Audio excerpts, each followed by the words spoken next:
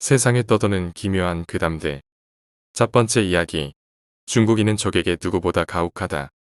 내가 미국에서 알게 된 사람 중 효씨라는 이가 있다. 19살 무렵 2달간 어학 연수를 위해 나에 가서 현지 대학 ESL 수업을 듣게 되었었다. 하지만 일본인이라곤 나 말고 다른 한 명뿐이고 그 외에는 거의 중국 사람들 뿐이었다. 내가 속한 반은 아래에서 세 번째 등급에 들어가는 반이었기에 솔직히 영어 실력은 없는 거나 마찬가지였다. 하지만 기껏 어학 연수까지 왔는데 뭐라도 배워가야겠다는 생각에 나는 서툰 영어를 총동원해 다른 사람들과 친해지려 했었다. 그러는 사이 친해진 것이 바로 초씨였던 것이다. 초씨는 언제나 싱글벙글 웃고 있는 아저씨였다. 다만 영어에는 별로 자신이 없는지 나를 비롯한 주위 사람들이 열심히 영어로 대화하려 노력하고 있으면 옆에서 그저 웃으며 듣고만 있을 뿐이었다. 하지만 점심시간이나 수업이 끝난 후에는 적극적으로 말을 걸어왔다. 그뿐 아니라 차가 없어서 언제나 대중교통을 이용하던 내게 저녁이 되면 위험해 라며 서툰 영어로 말을 걸어 자기 차로 나를 데려다 주곤 했다. 점심을 같이 먹을 때면 밥값도 거의 초씨가 냈었다. 라에서 머문 2달 동안 효씨는 내게 정말 잘해주었다. 저녁에 수업이 끝나면 데려다주고 점심은 매번 초씨가 사줬다. 그리고 휴일이 되면 종종 같이 아울렛에 가서는 구두 같은 걸 사주곤 했다. 당황해서 괜찮다고 몇 번이고 말렸지만 효씨는 싱글벙글 웃으며 너 학생, 나 사장, 나 돈 많으니까 괜찮다 라고 서툰 영어로 말하며 억지로 내게 선물을 안겨주었다. 어느덧 2달이 지나 나는 일본으로 돌아가게 되었다. 초씨는 영어를 배우는 한편 중국에서 회사를 운영하고 있다며 중국에 오면 꼭 연락해 라며 내게 메일 주소와 집 전화번호를 알려주고 중국 회사 명함을 건네주었다. 나 역시 일본에 오면 꼭 연락주세요 라고 말하고 내 전화번호와 집 주소를 알려줬다. 그리고 1년 반 정도가 지났을 무렵이었다. 중국으로 돌아왔어 라고 초씨에게 메일이 왔다. 나는 놀러 갈게요 라고 답장을 한 후 여름방학을 기해 중국으로 향했다. 공항에 도착한 후 나는 곧바로 초씨에게 전화를 걸었다. 그러자 무척 영어가 능숙해진 초씨의 목소리가 들려왔다. 초씨, 영어 엄청 늘었네요. 그러자 이번에는 일본어로 대답했다. 그렇지도 않아. 영어보다는 차라리 일본어가 편하다니까. 일본어 할 줄 알았어요? 하고 나는 놀라 물었다. 아무래도 원래 일본어는 잘했는데 내가 열심히 영어로 말을 걸어오니 초씨도 영어로 받아주려 했었던 것 같았다. 곧 초씨가 공항으로 마중을 나와서 나는 초씨가 운영하고 있다는 호텔로 갔다. 솔직히 초씨가 운영하고 있다기에 작은 유스 호스텔 정도 되리라 생각했지만 의외로 꽤 큰 호텔이라 깜짝 놀랐다. 그리고 중국에서 머문 일주일 동안 효씨는 내게 정말 잘해줬다. 마카오에 있는 카지노에도 데려다주고 호텔에는 무료로 묵게 해줬다. 낮에는 나 혼자 관광을 할 수 있게 배려해주고 효씨가 일이 끝나면 같이 저녁을 먹으며 시간을 보냈다. 다만 치료 나흘째 반일 감정이 있는 듯한 청년 3명에게 봉배를 당했다. 낮에 별 생각 없이 산책을 하고 있는데 갑자기 월병을 강매하려는 것이었다. 무시하려 하자 어깨를 잡아채더니 중국어로 뭐라고 말하기 시작했다. 하지만 내 입장에서는 알아들을 도리가 없었다. 당황해 멍하니 있자 그들은 나를 잡더니 지갑을 꺼내 돈을 들고 도망쳤다. 어째서인지 영어로 제비라고 외친 후 그날 저녁 내게 사정을 들은 초씨는 화를 내고는 이리저리 연락을 하기 시작했다. 나는 경찰에 갈까 생각만 하고 무서워서 뭘 어쩌지도 못한 채 호텔로 돌아온 터였다. 초씨는 괜찮아. 금방 돈은 찾을 수 있어. 그때까지 이걸 써. 라며 내게 돈을 건넸다. 내가 거절하자. 이건 용돈이야. 거절하는 것도 예의가 아니라고. 초씨가 말했다. 나는 감사히 받고 집에 돌아갈 때까지 낮에는 초씨가 아는 여성분과 함께 다니게 되었다. 그리고 귀국하는 날 오후 소름 끼치는 일이 일어났다. 범인 중 한 명인 것 같은 얼굴이 완전히 뭉개진 남자가 울면서 돈을 갚으러 온 것이었다. 초씨의 친구라는 사람이 데려와 강제로 사과를 시켰다. 나는 뭐가 뭔지 당황스러워 그저 괜찮아요. 괜찮아. 라고 말할 수밖에 없었다. 하지만 초씨는 잔뜩 화가 나서 소리를 질렀다. 그 청년은 울부짖으며 억지로 질질 끌려나갔다. 등 뒤로 모이는 그의 왼쪽 손목은 깨끗하게 잘려나가 있었다. 초 씨는 싱글벙글 웃으며 옛날 그 서투른 영어로 내게 말했다. 다른 두 사람이 이제 없어. 그 사람들 죄인, 나쁜 짓 했어. 경찰한테 가는 것보다 이게 훨씬 빨라. 처음으로 초 씨가 그런 사업에 종사하는 사람이구나 싶었다. 공항으로 가는 도중에 다리가 덜덜 떨려 어쩔 줄을 몰랐다. 지금도 초 씨와 연락은 하고 있고 그가 좋은 사람인 것은 잘 알고 있다. 하지만 지금도 종종 그때 일을 생각하면 너무나 두렵다. 중국인이 자기 사람에게는 한없이 관대하지만 적에게는 그 무엇보다 혹독하다는 말은 과언이 아니다. 두 번째 이야기, 친구들의 자취방. 친구 A와 B에게 들은 이야기입니다. A는 대학에 간 후 아파트를 빌려 자취를 시작했습니다. 자취를 한 지 2년 정도가 지날 무렵이었습니다. 슬슬 눈이 올 즈음에 초겨울 깊은 밤. A는 방에 불을 켜놓고 잠깐 편의점에 갔습니다. 새로 나온 잡지를 서서 슬쩍 넘겨본 후 음료수를 사서 집에 들어온 때였습니다. 전화가 왔습니다. 시간은 새벽 2시 반. 누가 이 시간에 전화를 하나 싶어 화면을 보니 친구인 B였습니다. A와 B는 고등학교 시절 같은 반이라 종종 서로 책을 빌려주는 사이였습니다.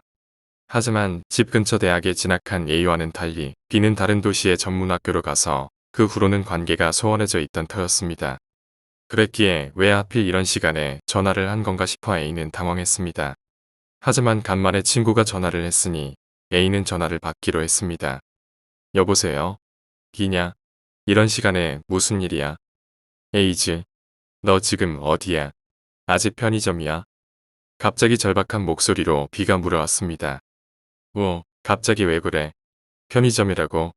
혹시 너 이 주변에 있냐? 아직 바뀌지? 방에 안 들어갔지? 그럼 절대 들어가면 안 돼. A는 난데없는 B의 말에 놀랐습니다. 하지만 벌써 집에 들어왔기에 뭐 어쩔 도리도 없었습니다. 나 벌써 집에 들어왔는데. 왜 그러는 거야? 근데 벌써 들어간 거냐? 부탁이야. 내 말 믿고 빨리 거기서 도망쳐. A가 당황해하고 있자 B는 더욱 기묘한 말을 하기 시작했습니다.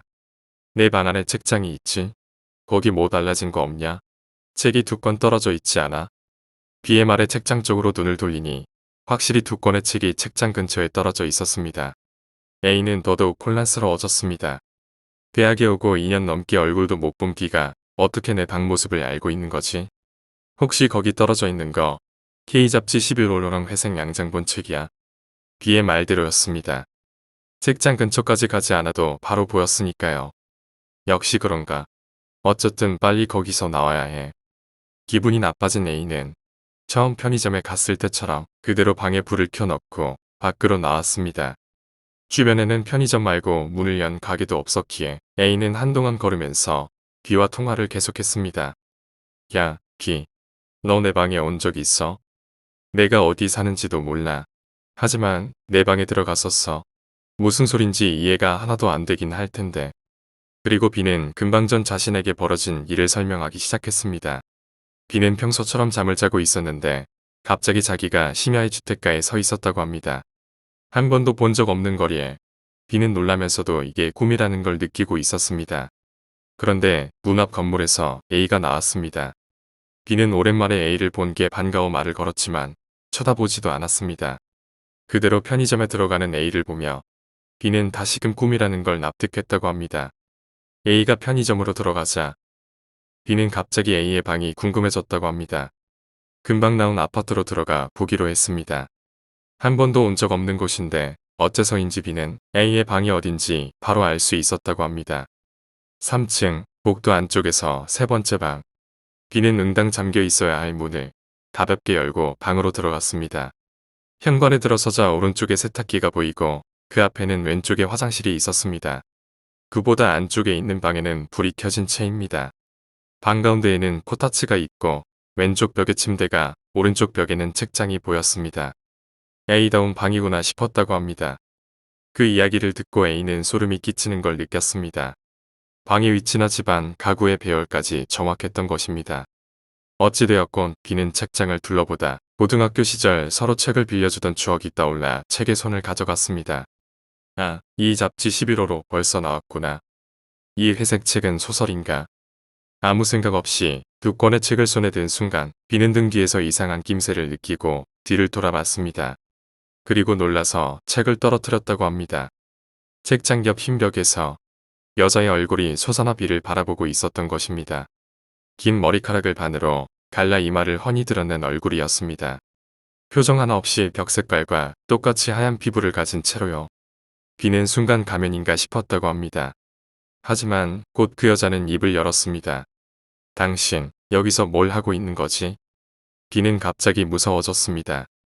질문을 받은 순간 이것은 꿈이 아니라는 걸 느끼는 동시에 자신이 여기 와서는 안 된다는 생각이 들었다고 합니다. 여자의 말투는 감정이 느껴지지 않는 무뚝뚝한 컷이었지만 비는 그걸 그저 들었을 뿐임에도 죽을 정도로 무서웠다고 합니다. 당신이 여기에 있으면 나는 당신이. 그 여자가 무엇인가 말하려는 순간 비는 자신도 모르게 여자의 입을 양손으로 막았습니다. 스스로도 알 수 없는 괴상한 감정이었지만 더 이상 이 여자가 말을 하게 두면 안 된다는 직감이 들었다고 합니다. 기묘하게도 힘을 다해 세게 누르고 있는데도 양손에 전해지는 감촉은 그것이 사람의 피부인지 뼈인지 전혀 분간이 되질 않았다고 합니다. 여자는 표정 하나 바꾸지 않고 그저 비를 바라보고 있을 뿐이었습니다. 비는 필사적으로 여자의 입을 누르며 뭐가 어떻게 된 건지를 생각했습니다. 이 녀석의 입에서 손을 떼면 나는 꿈에서 깨는 걸까? 아니, 애시당초 지금 이건 꿈속이 맞긴 한 건가? 만약 이 녀석이 하는 말을 듣게 되면 나는 어떻게 되는 걸까? 자신은 죽을지도 모른다고 비는 반쯤 확신하고 있었다고 합니다. 여자가 방금 무슨 말을 하려 했는지, 여기서 나가지 못하면 어떻게 되는 것인지 온갖 생각이 머릿속을 가득 메웠습니다. 그리고 혹시 A 역시 이 녀석한테 벌써 살해당한 건 아닌가 하는 생각을 했다고 합니다. 그 순간 입을 막고 있던 여자의 표정이 갑자기 변했습니다. 희미하게 눈썹을 찡그려 비를 가볍게 째려보는 것이었습니다. 왜 표정이 바뀐 것인지 비는 알 수 없었지만 이상하게도 그 얼굴에서는 공포감이 느껴지지 않았다고 합니다. 의외라는 표정이랄까 조금 곤란해하는 듯한 얼굴이었다고 합니다. 뭔가 싶어 비가 당황해하는데 갑자기 누군가 목덜미를 잡아 끈 것처럼 뒤로 몸이 넘어가더랍니다. 그리고 입을 막고 있던 두 손이 풀려납니다. 여자의 입이 뭐라고 말하고 있었지만 비에게는 아무 소리도 들리지 않았습니다. 그대로 바닥에 뒤통수를 부딪힌다고 생각한 순간 정신을 차린 비는 자기 방 이불 위에 누워 있었다고 합니다. 한동안 자기가 뭘 겪은 것인지 혼란스러워하고 있던 비였지만 혹시 이게 꿈이 아니라 현실일지도 모른다는 생각에 A가 걱정되어 전화를 했다는 것이었습니다. 그리고 책장 앞에 자신이 떨어뜨렸던 책이 있다는 걸 A에게 듣고 꿈이 아니라는 걸 확신해 방에서 도망치라고 소리쳤다는 것이었습니다. B의 이야기를 끝까지 들은 A는 당황스러울 수밖에 없었습니다. 내가 밖에 나왔을 때 B가 곁에 있었다고? 그리고 내 방에서 이상한 체험을 한 뒤 돌아갔다는 건가? 2년 넘게 아무런 문제 없이 살아온 방에 정말 이상한 게 있는 걸까? A는 일단 B에게 고맙다고 말한 뒤 아침까지는 방에 들어가지 않겠다고 약속하고 전화를 끊었습니다. 몇 시간 뒤 날이 밝고 길거리에 차와 사람이 늘어나기 시작할 무렵 A는 마음을 굳게 먹고 방으로 들어갔습니다. 방 안은 커튼이 젖어 깜깜했습니다. 현관에 불을 켜고 책장에 부딪히지 않게 조심스레 방에 불을 켠 다음 A는 알아차리고 말았습니다. 아까 방을 나올 때 B의 급박한 목소리에 놀라 방에 불을 켜놓고 나갔을 텐데 결국 2달 뒤 A는 그 아파트에서 이사했다고 합니다. 이사하기까지 2달 동안 A는 책장 위에 늘 소금을 올려뒀었고 그 사이 이상한 일은 딱히 나타나지 않았다고 합니다. B에게는 잘 지내고 있다고 몇 번 연락하려 했지만 B 쪽에서도 이상한 일을 겪은 탓에 연락을 피해서 결국 이전처럼 다시 소원한 사이로 돌아갔습니다. 이사를 한 후에는 B에게서 연락이 온 적도 없고 A 역시 아무 일 없이 평범하게 살아가고 있다고 합니다. 이상이 내가 A와 B에게 들은 기묘한 사건의 전말입니다. 나는 대학을 졸업한 후 A에게 이야기를 들었고 그 후 B에게 전화로 확인해 두 사람의 이야기를 엮어 정리한 것입니다. 둘 모두 현재는 아무 일 없이 잘 살고 있습니다. 다만 B는 당시에 워낙 충격이 커서 A의 연락을 모두 무시했었던 것이며 지금 와서 생각하면 참 미안하다는 뒷말을 남겼습니다. 과연 A의 방에 정말로 무언가가 있었던 걸까요? B는 정말 꿈속에서 A의 방으로 찾아갔던 걸까요? 뭔가가 있었다면 어째서 B는 살아남을 수 있었던 걸까요? 애시당초 A와 별 연락도 없이 지내던 B가 왜 끌려들었던 걸까요? 이제 와서는 아무것도 알 수 없습니다. 다만 그 아파트는 학생들에게 워낙 인기가 좋은 곳이었다고 합니다. 지금도 분명 아무것도 모르는 누군가가 그 방에서 살고 있을 거라고 A는 쓴 웃음을 지으며 말했습니다. 세 번째 이야기, 호스트바. 나는 24살 된 남자입니다. 내가 직접 겪은 이야기를 해볼까 합니다. 처음 호스트바에서 일하게 된 건 19살 무렵이었습니다. 고등학교를 나와 1년제 전문학교를 졸업한 직후였습니다. 일단 사회에 나오기는 했지만 고작 전문학교 1년 다닌 것 가지고 제대로 된 직장을 구하기는 쉽지 않았습니다. 어쩔 수 없이 찾아낸 일이 가부기초의 호스트바였습니다. 호스트라고 하면 귀에는 왠지 엄청 잘생긴 사람이나 할 것 같은 이미지입니다. 하지만 직접 뛰어들자 그것도 또 달라서 포커와 류를 닮은 나 같은 사람도 어떻게 그럭저럭 해 나갈 수 있는 일이었습니다. 여자를 털어먹을 궁리를 매일 해가며 역 앞을 지나가는 여자들에게 호객 행위를 해 가게 안으로 데려 들어왔습니다. 아마 그런 식으로 하루에 10팀 이상은 받았을 겁니다. 업계에서는 소위 캐치라고 부르는 작업으로 대개 신참들이 손님을 잡아오는 방식이었습니다. 어느 정도 자리를 잡은 호스트는 굳이 캐치하러 나가지도 않아요. 신참이 몰아온 손님을 자기가 끌어가면 되니 가게 안에만 붙어 있는 겁니다. 그리고 이상한 사건이 일어난 건 일을 시작하고 2년 정도 지났을 무렵이었습니다. 나도 어느 정도 호스트로서 자리를 잡아 가게 매출 상위권에도 들어가고 있었습니다. 지명 손님이 없는 날이 거의 없을 정도였습니다만 어느 날 우연히 손님이 한 명도 안 잡힌 날이 있었습니다. 그간 잡아뒀던 고정 물주들도 연락이 안 닿는 데다 그날따라 가게에 손님도 없어 멍하니 앉아있자니 사장 눈치가 보였습니다. 어쩔 수 없이 나는 후배 한 놈과 같이 간만에 캐치를 하기 위해 가게 밖으로 나섰습니다. 신주쿠역 동쪽에서 지나가는 여자아이에게 말을 걸었습니다. 같이 술 한잔 하지 않을래? 좋아. 어디 가게요? 당신 꽤 재미있어 보이니까 지명해 줄게. 첫 번째로 말을 건 여자가 바로 낚였기에 나는 잔뜩 신이 나서 가게로 데려가기로 했습니다. 후배에게 먼저 가겠다고 말을 걸었습니다. 야, 먼저 간다. 우와, 벌써요? 그래, 그래. 너무 빠르시네. 가게로 향한 사이 여자는 싱글벙글 웃으며 말을 걸어왔습니다. 품에는 커다란 가방을 껴안은 채입니다. 아, 얘는 호스트바는 자주 안 다니나 보다. 좋은 애를 잡았네. 라고 생각하며 웃는 얼굴로 말을 받아주고 있었습니다. 그런데 갑자기 여자가 우뚝 멈춰서서 이렇게 말했습니다. 여자를 속여서 가지고 놀 때는 어떤 기분이야? 갑자기 이게 무슨 돌직구람. 하지만 이제 와서 가게에 데리고 가지 않을 수도 없는 노릇입니다. 속인다거나 그런 생각 한 번도 안 해봤는 거. 갑자기 왜 그래? 그리고 그 말을 하는 것과 동시에 이상한 점을 알아차렸습니다. 아니, 그때서야 비로소 그 여자를 처음 제대로 바라봤던 건지도 모릅니다. 아까 전까지 가방이라고 생각했던 여자가 품에 안고 있던 것은 둥글게만 모포였던 것입니다. 뭔가 싶었습니다. 이 사람도 나를 속일 생각이 없었을 거라고 생각해. 이 사람. 모포. 우리 둘 말고 주변에 이 사람이라고 불릴 만한 다른 사람은 없었습니다. 자세히 보니 여자는 아랫입술을 꽉 깨물고 있어서 입가에서 뚝뚝 핏방울이 떨어지고 있었습니다. 어느새 가게 바로 앞까지 와 있었지만 이 여자는 제정신이 아니라는 생각이 들었습니다. 나는 가게에서 전화가 온 척하고 지금 가게가 꽉 차서 자리가 없다네. 다음번에 다시 와줘야 할 것 같아. 라고 그녀를 돌려보냈습니다. 여자는 아무 말 없이 역 쪽으로 걸어가 버렸습니다. 회신 마음이 놓이면서 피로감이 몰려왔습니다. 가게에 들어서자 전화가 왔습니다. 아까 같이 나갔던 후배였습니다.